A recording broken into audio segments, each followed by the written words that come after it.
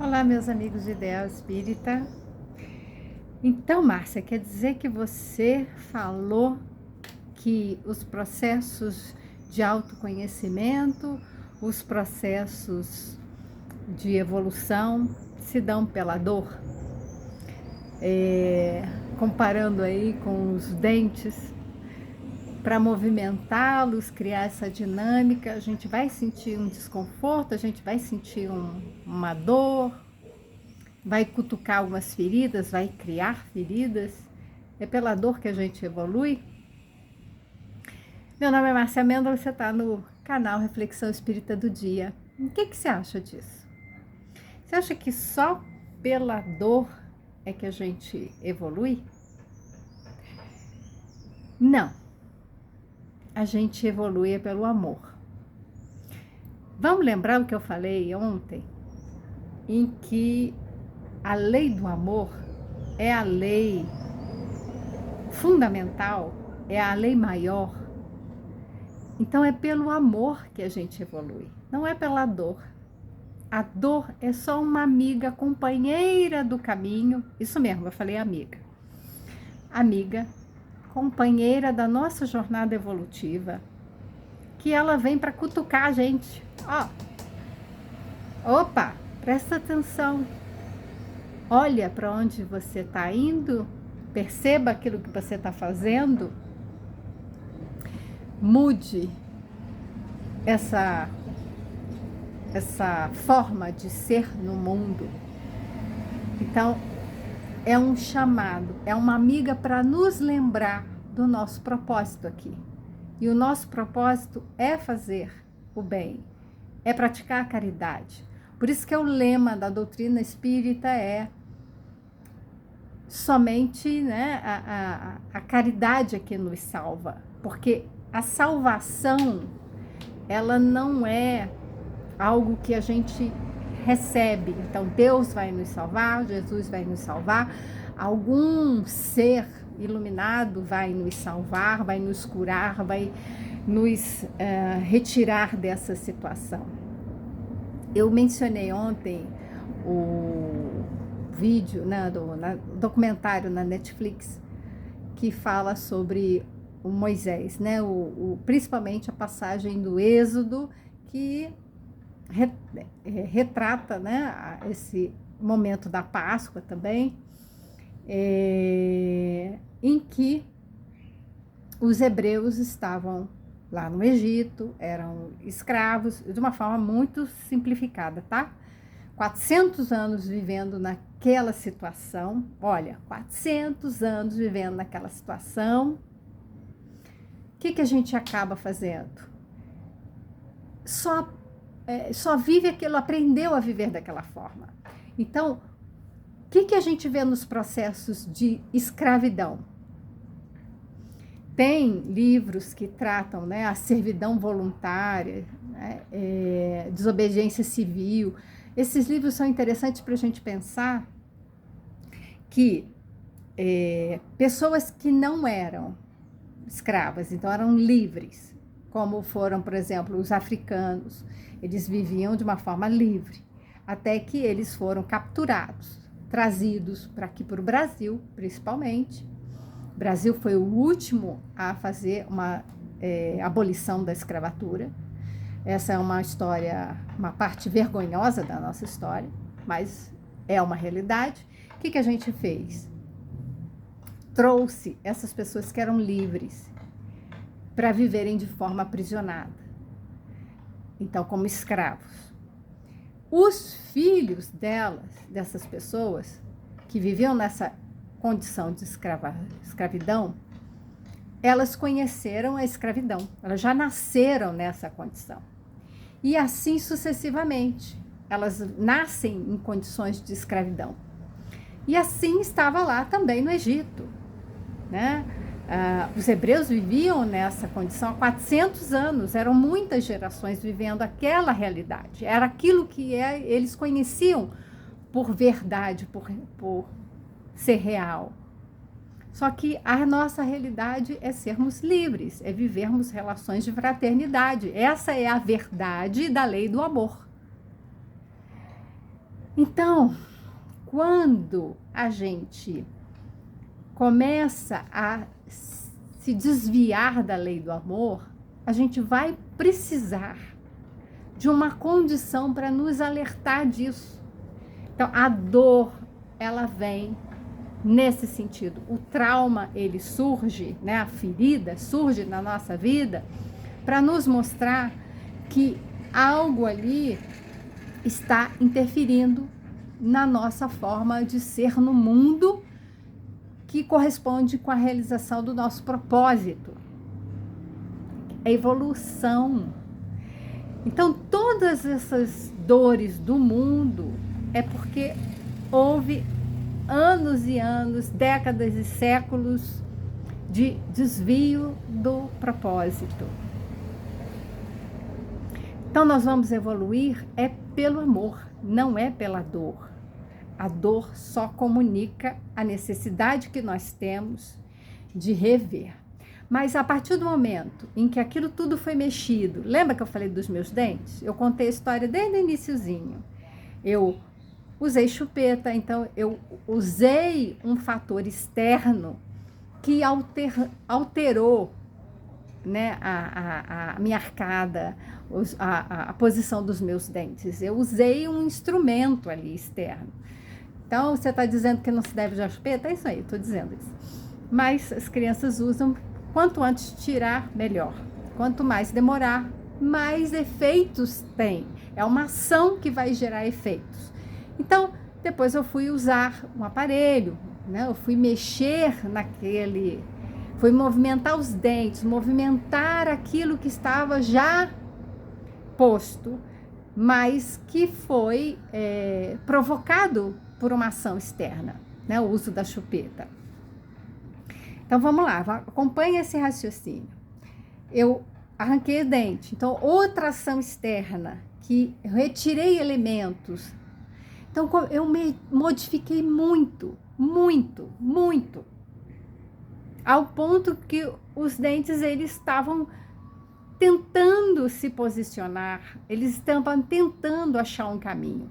E aí eu vou dizer uma coisa que a dentista falou para mim, que depois de fazer esse tratamento, os dentes vão ficar numa posição que é adequada, que vai me dar uma saúde bucal, né? Também de alimentar, né? Vou dizer assim, né? Que eu vou mastigar direito, vou consumir os alimentos, né? Ajuda na minha digestão, vai melhorar isso tudo. Só que é o seguinte, ela falou, existe uma inteligência, uma informação que vai fazer com os seus dentes tendam a voltar ao estado que ele estava antes. Isso é muito importante que eu estou dizendo agora. Por quê? Porque toda vez que nós vamos fazer um movimento para sair da condição em que a gente se encontra, vai exigir de nós um certo esforço, sair da inércia. A inércia nos mantém parado ou nos mantém no movimento. Mas sair de uma situação para outra, estar parado para ir para o movimento, é sair da inércia. Então, nós vamos precisar de um empurrão. A dor é esse empurrão, a dor é esse aviso. Ela vai falar, não é por aqui que você tem que ir por outro lado. Ela vai dizer, não, aqui não, aqui não, aqui não. É igual o erro. O erro vai dizer, não, isso aqui tá errado, tá errado, tá errado. O que ele tá certo? O erro não contém a experiência do que está certo. Então, ela não vai dizer assim, olha, você errou aqui, o certo é aquilo. Não, a gente vai precisar empenhar esforços, estudos, para podermos chegar à resposta certa, à atitude certa.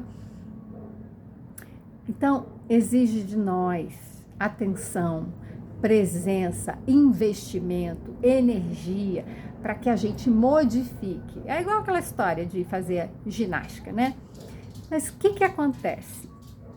Que é importante quando a dentista falou, depois que o tratamento estiver pronto, eu vou ter que usar uma placa para manter os dentes na posição e criar uma informação de que é assim agora. Para que eles não voltem a uma posição anterior. Então, nós tendemos a fazer isso.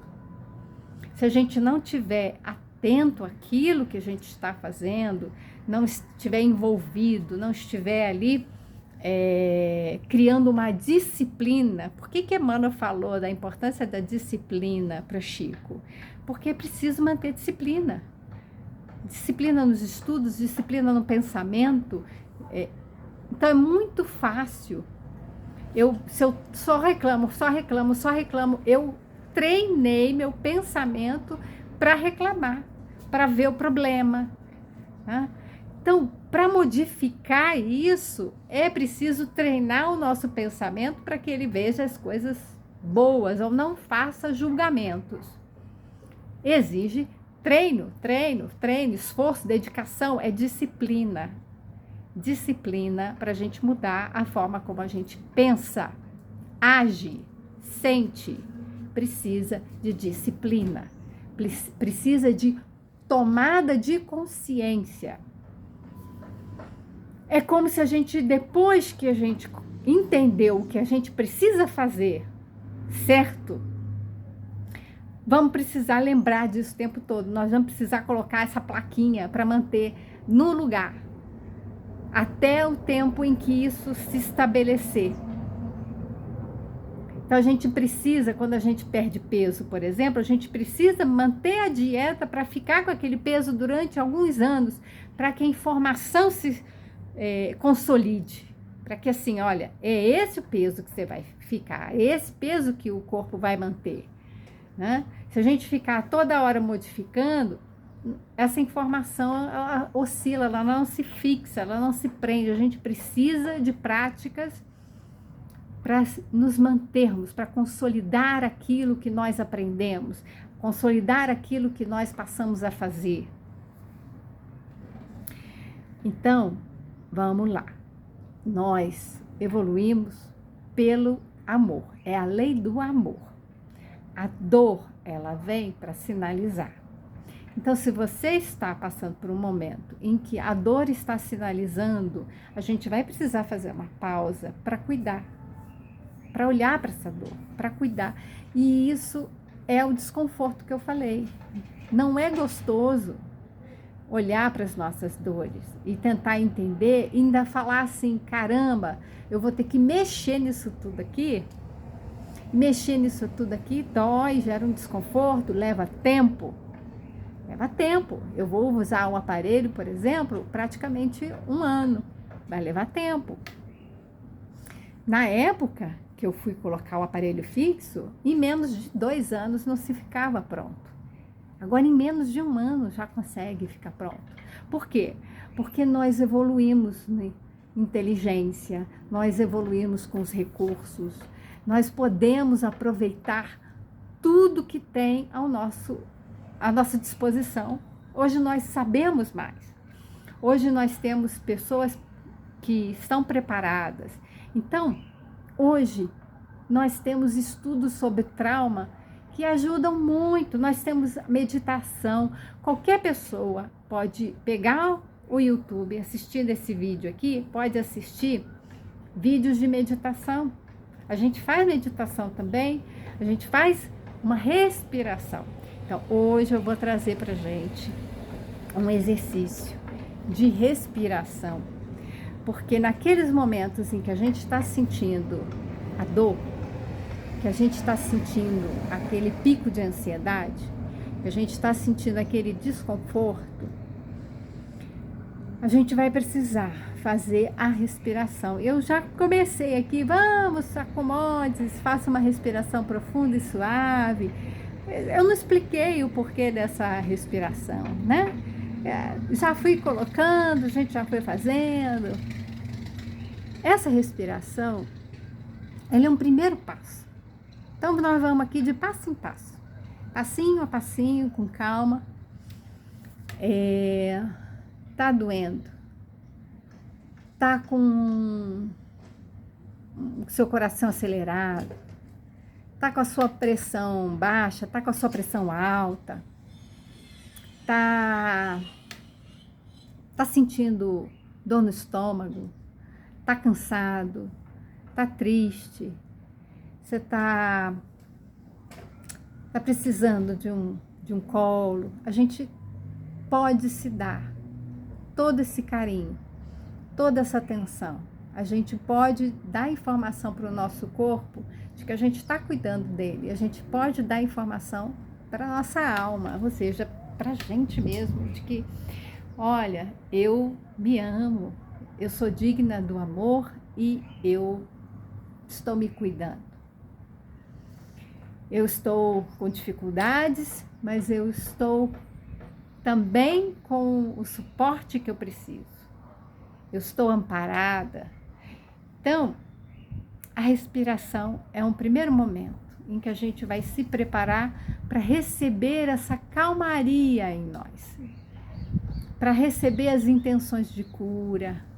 Se a gente não estiver preparado para receber, a gente não recebe. A gente também já conversou sobre isso aqui. Então, a respiração ela é importante e ela começa com essa pausa que nós vamos fazer. Nós vamos nos colocar num lugar confortável, sentar. Se quiser, pode deitar. Manter esse corpo relaxado e fazer a respiração. Como é que é essa respiração? É uma respiração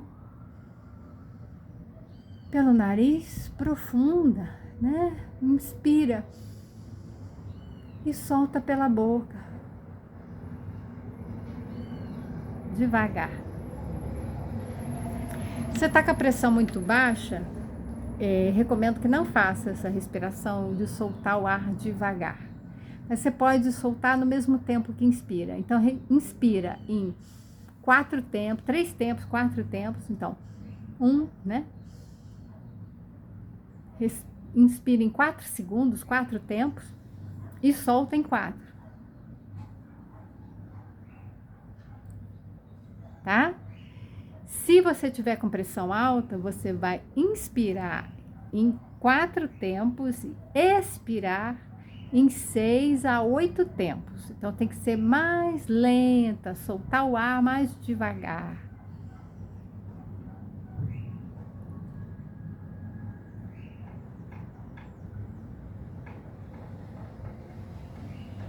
Seis tempos. E essa respiração vai ajudar que a frequência cardíaca diminua, vai nos concentrar naquilo que a gente está fazendo, na respiração, e os pensamentos que nós vamos nos dar vai ser de que eu sou amada, eu sou abençoada, eu estou amparada. Olhe para o que está à sua volta. Procure aquelas coisas que são belas. Então, olhe uma paisagem de preferência, uma paisagem, que a paisagem aqui solzinho está aparecendo. Olhe para a paisagem, olhe para umas plantas, olhe para flores, olhe para aquilo que te dê uma alegria. Isso. Tenta sorrir. Sorrir dá uma mensagem para o nosso corpo que está tudo bem. Que está tudo bem. Disciplina. Márcia, não está tudo bem, eu não estou a fim de sorrir.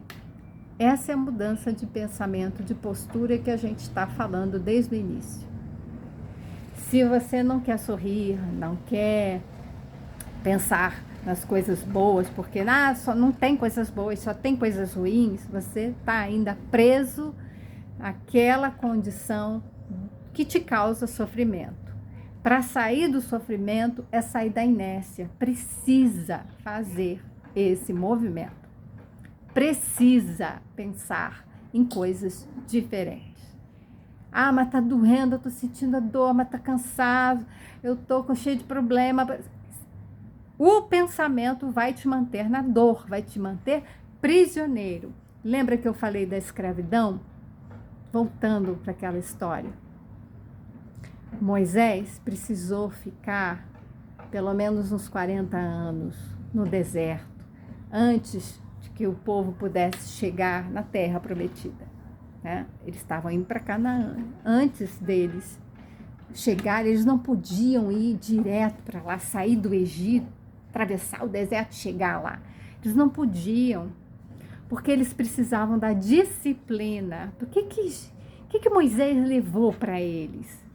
Levou os 10 mandamentos, levou as leis que estabelecem ordem e harmonia. Aquele povo precisava de disciplina, precisava obedecer ordens para que estabelecesse a ordem na comunidade, né? Então, leis que ordenasse a convivência na sociedade, que eles pudessem se reconhecer agora como pessoas livres. Então, uma geração precisava desencarnar para que uma nova geração que nasceu em liberdade pudesse ser de fato livre, ter a mentalidade livre. Então, significa que algumas dores nossas a gente vai ter que levar a vida toda. Para que uma geração seguinte, ou numa encarnação seguinte, a gente possa vir de forma diferente. Mas a gente não pode desistir. Enquanto estivermos aqui, enquanto tivermos condições de encarar, né, as nossas dificuldades, aprendermos com elas e fazermos o exercício, né, entender a lei do amor, praticarmos essa lei do amor conosco, em primeiro lugar, no sentido de acolher as nossas dores, mas não valorizá-las. Quanto mais a gente dá valor àquilo, mais aquilo cresce em nós. Quanto mais eu reclamo, mais a reclamação faz o problema aumentar. Quanto mais eu valorizo a cura, o amor, o perdão, mais isso aumenta na minha vida. Eu potencializo aquilo que eu penso, aquilo que eu sinto. Por isso que o primeiro passo é modificar. A respiração, ela nos coloca num estado de acolhimento. Então é só isso, essa respiração. Tá difícil? Faz uma pausa e respira. Olha para a paisagem, olha para as plantas, traga um mantra, traga o Ho'oponopono, sinto muito, me perdoe, te amo, sou grato. Traga outros mantras que possam te manter conectados consigo mesmo, com a sua esperança, com o seu renascimento nessa vida. Traga eu sou abençoada, eu sou amada, eu sou feliz. Sorria, mande essa mensagem que ela é real. Viva como se você já tivesse alcançado a sua felicidade. Viva aquele momento de alegria como se você já tivesse alcançado. É igual aquela coisa de, eu vou fazer um bolo de chocolate. Eu já estou sentindo o gostinho do bolo na minha boca. Ele nem está pronto ainda, mas viva a experiência que você está criando para você, para que ela se torne real. Acredite na sua mudança, acredite na sua transformação, mas você precisa cuidar do que você pensa, do que você sente. A respiração, ela te auxilia a te colocar num estado de recepção, para você receber o que você pensa, o que você sente. Se você não está pensando legal, se você não está sentindo legal, transforme. Passe a dizer a si mesmo coisas que você quer para você, coisas que você quer para a sua felicidade, para o seu bem-estar, para a sua saúde do corpo e da mente. Esse é um primeiro passo importante para sairmos da inércia e começarmos um processo de transformação. Então sorria, tenha um lindo dia e respire. E até o nosso próximo encontro.